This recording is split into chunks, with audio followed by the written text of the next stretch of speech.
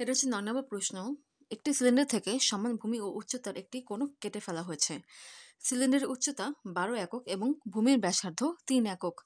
কোণক কেটে ফেলার পর সিলিন্ডারের অবশিষ্ট আয়তন যদি এত ঘন একক হয় তাহলে এত এর মান নির্ণয় করো। এখানে আসলে আমি যে প্রশ্নটা পেয়েছি এখানে কি ছিল সেটা আসলে ঠিকমতো বোঝা যাচ্ছে না। এজন্য আমি এখানে ডট দিয়েছি। একটা সিলিন্ডার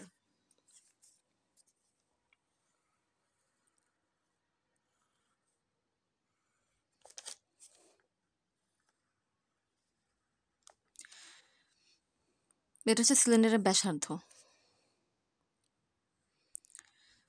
প্রশ্নে বলেছে সিলিন্ডারের ব্যাসার্ধ হচ্ছে কত? ৩ একক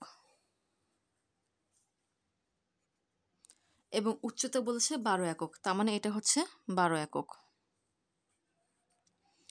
এবং সিলিন্ডার থেকে সমান ভূমি ও উচ্চতার একটি কোণক কেটে ফেলা হয়েছে।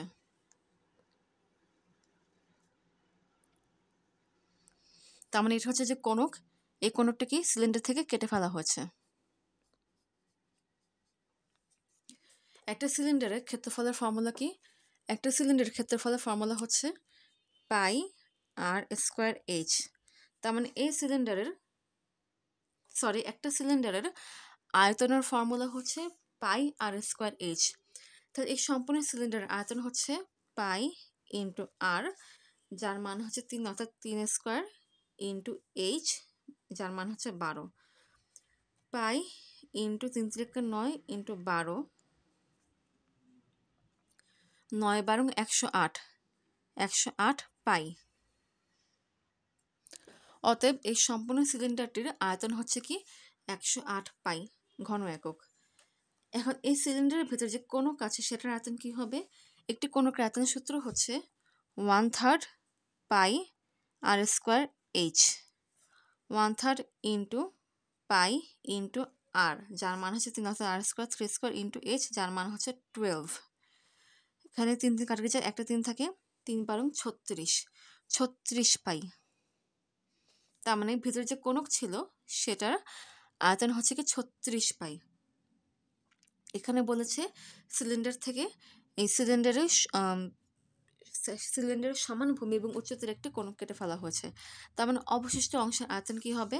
১০৮ পাই মাইনাস 36 পাই। ৮ - ৬ হচ্ছে ২, ১০ - ৩ হচ্ছে ৭, ৭২ পাই।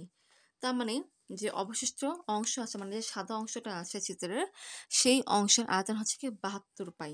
যেহেতু আমি যে প্রশ্নটা পেয়েছি সেখানে এই জিনিসটা ক্লিয়ার ছিল না, তাই আমি ৭২ পাইটা অ্যান্সার হিসেবে লিখে দিলাম। তাই ৯ নং কোশ্চেনের জন্য অ্যান্সার হচ্ছে কি ৭২ পাই। এখন আমরা ১০ নং কোশ্চেনটা সলভ করব।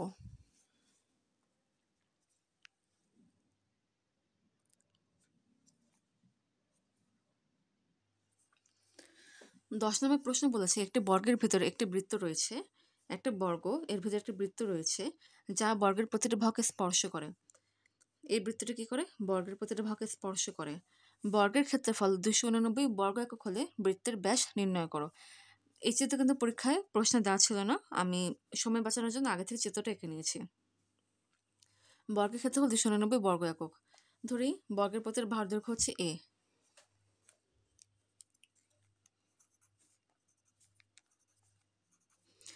তাহলে বর্গের ক্ষেত্রফল হবে কি এ ইন্টু এ সমান এ স্কোয়ার। কোশ্চেনে বলেছে বর্গের ক্ষেত্রফল হচ্ছে ৮৮৯ বর্গ একক, সুতরাং এ স্কোয়ার সমান হচ্ছে ৮৮৯। আবার এ স্কোয়ার সমান ৮৮৯, এই সংখ্যাটাকে লেখা যায়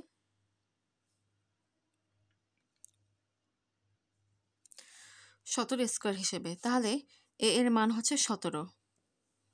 যেহেতু বর্গটা ভিতরে যে বৃত্তটা আছে সেই বৃত্তটা বর্গটিকে স্পর্শ করে আছে, তার মানে এই বর্গের মানে এই বৃত্তের যেই ব্যাস,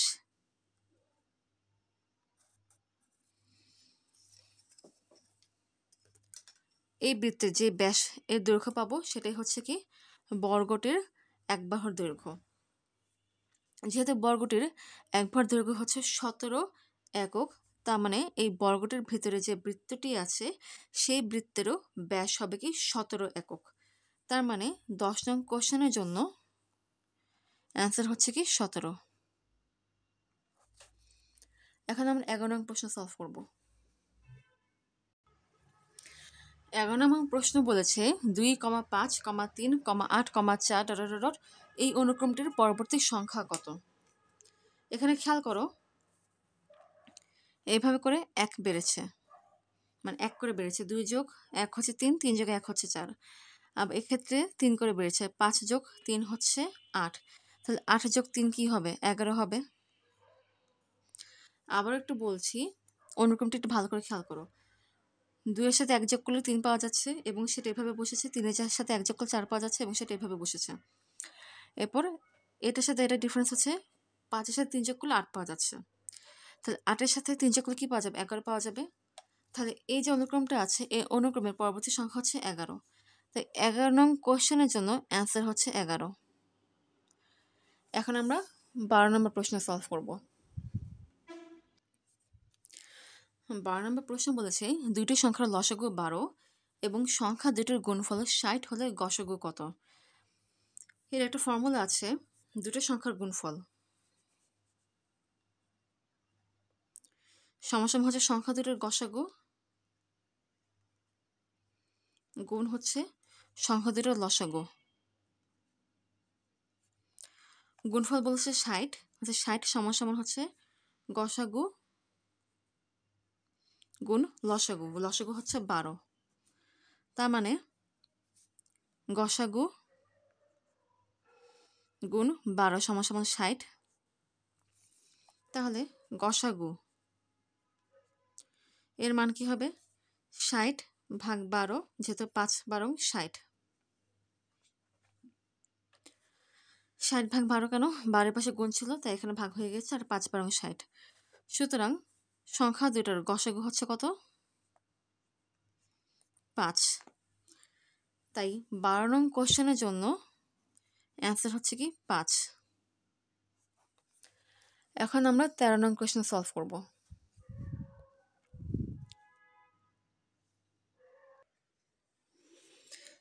13 নম্বর প্রশ্ন ছিল কোন একটি অনুষ্ঠানে উপস্থিত অতিথিগণ একে অপরের সঙ্গে হ্যান্ডশেক করার পর দেখা গেল মোট হ্যান্ডশেকের সংখ্যা 105টি।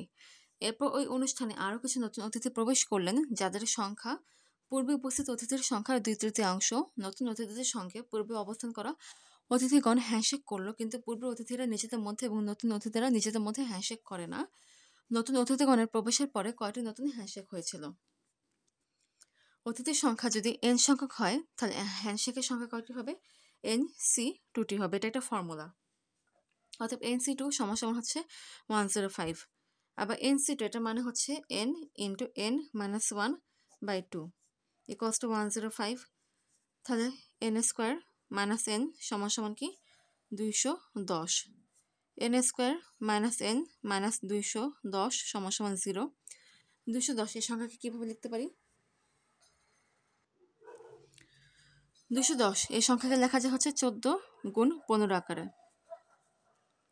n স্কোয়ার আবার মাইনাস n এই সংখ্যাকে লেখা যায় minus 15n plus 14n minus 210কে লিখতে পারি 14 গুণ 15 আকারে। এখানে আমাদের সংখ্যা গুণফল আকারে ভাগ করেছি যেন তাদের বিয়োগফল কি হয়? 1 হয়, কারণ এখানে একটা n আছে। দুটো সংখ্যার মধ্যে n কমন যায়, তাহলে লেখা যায় n into n minus 15 plus 14 common যায় দুটো সংখ্যা থেকে, অতএব এক্ষেত্রে আসে 14 কমন নিলে n minus 15 equals to 0। n minus 15 common যায়, অতএব আসে n minus 15 into n plus 14 equals to 0। আবার বলছি, এখানে n মাইনাস 15 কমন যায়, তাহলে পাই n minus 15 into n plus 14 equals to 0। এখানে দুটো সংখ্যা গুণফল হচ্ছে 0, অতএব এদের যে কোনো একটা সংখ্যার মান অবশ্যই কি হবে? 0 হবে। n মাইনাস 15 যদি 0 হয় তাহলে সেক্ষেত্রে n এর মান কি হবে? 15 হবে। আবার n প্লাস 14 এর মান যদি 0 হয়, অর্থাৎ n প্লাস 14 যদি ইকুয়ালস টু 0 হয়, তাহলে n এর মান এখানে কি হবে? মাইনাস 14 হবে। খেয়াল করো, শুরুতে বলেছিলাম n হচ্ছে অনুষ্ঠানে উপস্থিত অতিথিগণের সংখ্যা, তাই এদের মান নেগেটিভ হবে না। অতএব n এর মান মাইনাস 14 এটা গ্রহণযোগ্য নয়। n এর মান হচ্ছে 15, এটা হচ্ছে গ্রহণযোগ্য। অতএব n এর মান হচ্ছে 15। কোশ্চেনে বলেছে আবার নতুন অতিথি আসলো যার সংখ্যা হচ্ছে আগের 2/3। অতএব নতুন অতিথিদের সংখ্যা কত?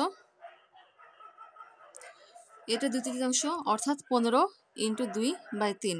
3 × 5 = 15, 5 × 2 = 10। অতএব নতুন অতিথির সংখ্যা হচ্ছে 10 জন। আচ্ছা, আগের 15 জন নতুন 10 জনের সাথে হ্যান্ডশেক করবে, কিন্তু আগের 15 জন নিজেদের মধ্যে হ্যান্ডশেক করবে না, কিংবা এই 10 জনকে নিজেদের মধ্যে হ্যান্ডশেক করবে না। আগের 15 জন হচ্ছে নতুন 10 জনের সাথে হ্যান্ডশেক করবে। তাহলে সেক্ষেত্রে হ্যান্ডশেকের সংখ্যা কয়টি হবে?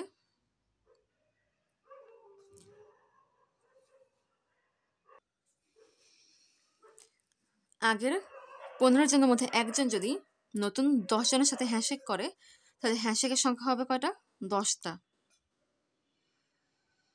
তাহলে আগের 15 জন যদি নতুন 10 জনের সাথে নতুন 10 জনের প্রত্যেকের সাথে যদি হ্যান্ডশেক করে, তাহলে হ্যান্ডশেকের সংখ্যা হবে 15 × 10 = 150টি। অতএব নতুন অতিথিগণের প্রবেশের পরে নতুন হচ্ছে 150টি হ্যান্ডশেক হয়েছে।